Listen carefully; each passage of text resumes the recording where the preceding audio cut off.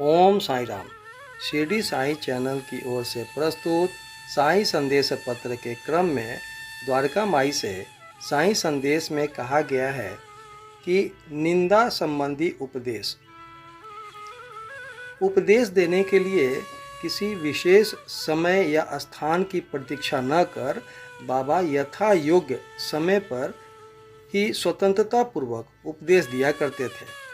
एक बार एक भक्त ने बाबा की अनुपस्थिति में दूसरे लोगों के सम्मुख किसी को अपशब्द कहा।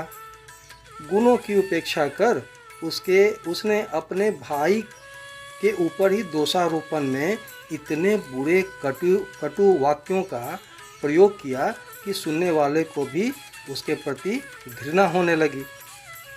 बहुधा देखने में आता है कि लोग व्यर्थ ही दूसरों की निंदा और कर झगड़ा और बुराइयां उत्पन्न कर देते हैं। संत तो निंदा को दूसरी ही दृष्टि से देखा करते हैं।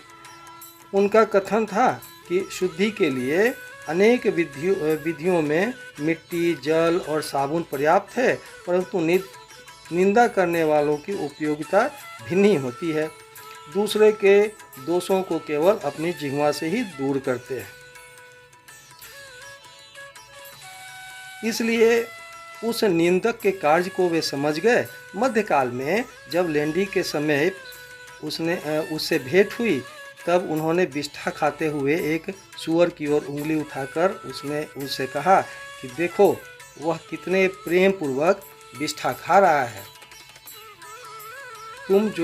तुम जी भरकर अपने भाइयों को सदा अपशब्द कहा करते हो, और यह तुम्हारा आचरण भी ठीक उसी के सदृश है।